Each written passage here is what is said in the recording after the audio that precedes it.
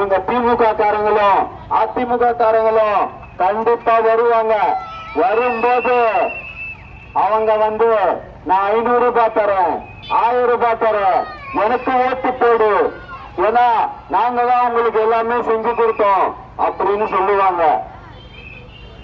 Last time ஓட்டு போடும்போது திமுக கொடுத்தது 300 ரூபாய், அதிமுக கொடுத்தது 500 ரூபாய்.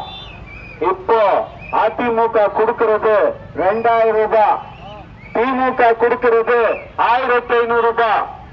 இதுலயே தெரியுது தமிழக வெற்றி கழகம் வந்ததுனாலதான், அது மேல இருக்கிற பயத்தினாலதான் இவங்க இதை தராங்க. தயவு செஞ்சு சொல்றேன், அந்த காசை வாங்கிக்கங்க, வேணாம்லாம் சொல்லாதீங்க.